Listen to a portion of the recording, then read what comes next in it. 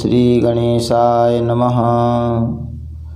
वागर्थाविव संपृक्तौ वागर्थ प्रतिपत्तये जगतः पितरौ वन्दे पार्वती परमेश्वरौ। श्रीमद्भागवत महापुराण तृतीय स्कंध सप्तदश अध्याय। हिरण्यकशिपु और हिरण्याक्ष का जन्म तथा हिरण्याक्ष की दिग्विजय। ओम नमो भगवते वासुदेवाय। मैत्रेय उवाच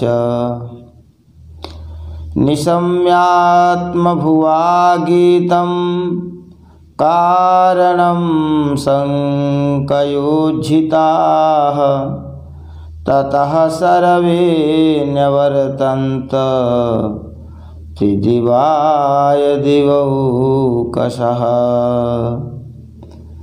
दितिस्तु भर्तुरादेशादपत्यपरिसंकिनी पूर्णे वर्षशते साध्वी पुत्रौ प्रसुसुवे यमौ।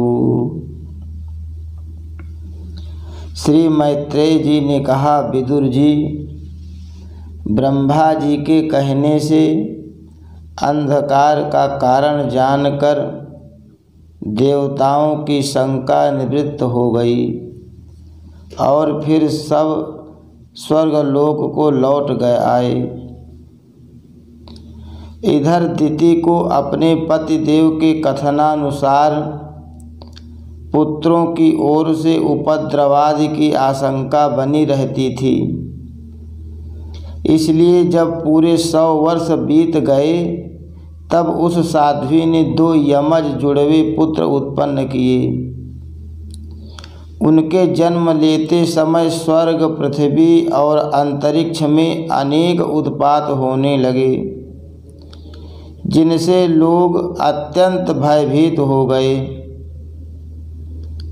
जहाँ तहाँ पृथ्वी और पर्वत कांपने लगे, सब दिशाओं में दाह होने लगा, जगह जगह उल्कापात होने लगा, बिजलियाँ गिरने लगी और आकाश में अनिष्ट सूचक धूमकेतु पुच्छल तारे दिखाई देने लगे। बार बार साए साए करती और बड़े बड़े वृक्षों को उखाड़ती हुई बड़ी विकट और असह्य वायु चलने लगी। उस समय आंधी उसकी सेना और उड़ती हुई धूल ध्वजा के समान जान पड़ती थी। बिजली जोर जोर से चमक कर मानो खिलखिला रही थी। घटाओं ने ऐसा सघन रूप धारण किया कि सूर्य, चंद्र आदि ग्रहों के लुप्त हो जाने से आकाश में गहरा अंधेरा छा गया। उस समय कहीं कुछ भी दिखाई नहीं देता था। समुद्र दुखी मनुष्य की भांति कोलाहल करने लगा। उसमें ऊंची ऊंची तरंगें उठने लगी और उसके भीतर रहने वाले जीवों में बड़ी हलचल मच गई। नदियों तथा अन्य जलाशयों में भी बड़ी खलबली मच गई और उनके कमल सूख गए। सूर्य और चंद्रमा बार बार ग्रसे जाने लगे तथा उनके चारों ओर अमंगल सूचक मंडल बैठने लगे। बिना बादलों के ही गरजने का शब्द होने लगा तथा गुफाओं में से रथ की घरघराहट का शब्द निकलने लगा। गाँव में गीदड़ और उल्लुओं के भयानक शब्द के साथ ही सियारियाँ मुख से दहकती हुई आग उगल कर बड़ा अमंगल शब्द करने लगीं। जहाँ तहाँ कुत्ते अपनी गर्दन ऊपर उठाकर कभी गाने और कभी रोने के समान भांति भांति के शब्द करने लगे। विदुर जी झुंड के झुंड गधे अपने कठोर खुरों से पृथ्वी खोदते और रेंगने का शब्द करते मतवाले होकर इधर उधर दौड़ने लगे। पक्षी गधों के शब्द से डरकर रोते चिल्लाते अपने घोंसलों से उड़ने लगे। अपनी खिरकों में बंधे हुए और वन में चरते हुए गाय बैल आदि पशु डर के मारे मल मूत्र त्यागने लगे। गौएं ऐसी डर गईं कि दूहने पर उनके थनों से खून निकलने लगा। बादल पीप की वर्षा करने लगे। देव मूर्तियों की आँखों से आंसू बहने लगे और आंधी के बिना ही वृक्ष उखड़ उखड़ कर गिरने लगे। शनि राहु आदि क्रूर ग्रह प्रबल होकर चंद्र बृहस्पति आदि सौम्य ग्रहों तथा बहुत से नक्षत्रों को लांघकर वक्र गति से चलने लगे तथा आपस में युद्ध करने लगे। ऐसे ही और भी अनेक भयंकर उत्पात देखकर सनकादि के सिवा और सब जीव भयभीत हो गए तथा उन उत्पातों का मर्म न जानने के कारण उन्होंने यही समझा कि अब संसार का प्रलय होने वाला है। वे दोनों आदि दैत्य जन्म के अनंतर शीघ्र ही अपने फौलाद के समान कठोर शरीरों से बढ़कर महान पर्वतों के सदृश हो गए तथा उनका पूर्व पराक्रम भी प्रकट हो गया। वे इतने ऊंचे थे कि उनके सुवर्णमय मुकुटों का अग्रभाग स्वर्ग को स्पर्श करता था और उनके विशाल शरीरों से सारी दिशाएं आच्छादित हो जाती थीं। उनकी भुजाओं में सोने के बाजूबंद चमचमा रहे थे। पृथ्वी पर जो वे एक एक कदम रखते थे उससे भूकंप होने लगता था और जब वे खड़े होते थे तब उनकी जगमगाती हुई चमकीली करधनी से सुशोभित कमर अपने प्रकाश से सूर्य को भी मात करती थी। वे दोनों यमज थे। प्रजापति कश्यप जी ने उनका नामकरण किया। उनमें से जो उनके वीर से दिति के गर्भ में पहले स्थापित हुआ था उसका नाम हिरण्यकशिपु रखा और जो दिति के उदर से पहले निकला वह हिरण्याक्ष के नाम से विख्यात हुआ। हिरण्यकशिपु ब्रह्मा जी के वर से मृत्यु भय से मुक्त हो जाने के कारण बड़ा उद्धत हो गया था। उसने अपनी भुजाओं के बल से लोकपालों के सहित तीनों लोकों को अपने वश में कर लिया।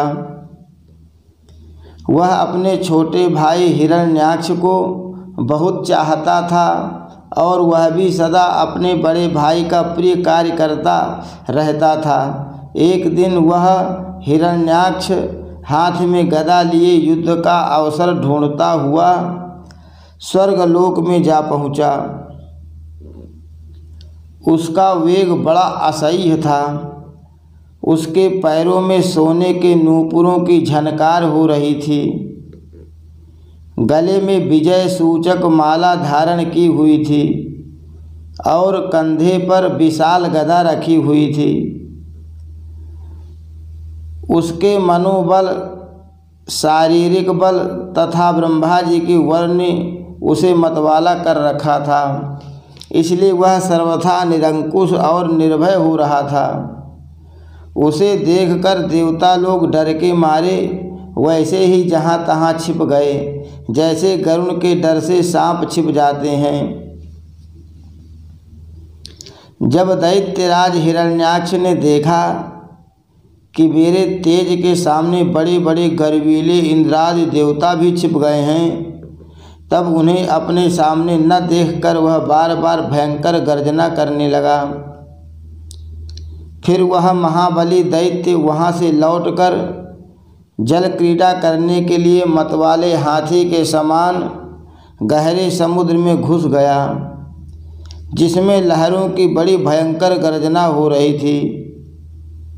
ज्यों ही उसने समुद्र में पैर रखा कि डर के मारे वरुण के सैनिक जलचर जीव हकबका गए और किसी प्रकार की छेड़छाड़ न करने पर भी वे उसकी धाक से ही घबराकर बहुत दूर भाग गए। महाबली हिरण्याक्ष अनेक वर्षों तक समुद्र में ही घूमता और सामने किसी प्रतिपक्षी को न पाकर वह बार बार वायु वेग से उठी हुई उसकी प्रचंड तरंगों पर ही अपनी लोहमयी गदा को आजमाता रहता। इस प्रकार घूमते घूमते वह वरुण की राजधानी विभावरीपुरी में जा पहुँचा। वहाँ पाताल लोक के स्वामी जलचरों के अधिपति वरुण जी को देखकर उसने उनकी हंसी उड़ाते हुए नीच मनुष्य की भांति प्रणाम किया और कुछ मुस्कुराते हुए व्यंग से कहा, महाराज मुझे युद्ध की भिक्षा दीजिए। प्रभु आप तो लोकपालक राजा और बड़े कीर्तिशाली हैं। जो लोग अपने को बांका वीर समझते थे उनके वीर मद को भी आप चूर्ण कर चुके हैं और पहले एक बार आपने संसार के समस्त दैत्य दानवों को जीतकर राजसूय यज्ञ भी किया था। उस मदोन्मत्त शत्रु के इस प्रकार बहुत उपहास करने से भगवान वरुण को क्रोध तो बहुत आया, किंतु अपने बुद्धि बल से वे उसे पी गए और बदले में उससे कहने लगे, भाई हमें तो अब युद्धादि का कोई चाव नहीं रह गया है। भगवान पुराण पुरुष के सिवा हमें और कोई ऐसा दिखता भी नहीं है जो तुम जैसे रणकुशल वीर को युद्ध में संतुष्ट कर सके। दैत्यराज तुम उन्हीं के पास जाओ, वे ही तुम्हारी कामना पूरी करेंगे। तुम जैसे वीर उन्हीं का गुणगान किया करते हैं। वे बड़े वीर हैं, उनके पास पहुँचते ही तुम्हारी सारी सेखी पूरी हो जाएगी और तुम कुत्तों से घिरकर वीर सैया पर शयन करोगे। वे तुम जैसे दुष्टों को मारने और सत्पुरुषों पर कृपा करने के लिए अनेक प्रकार के रूप धारण किया करते हैं। हरि शरणम श्री कृष्णार्पणमस्तु।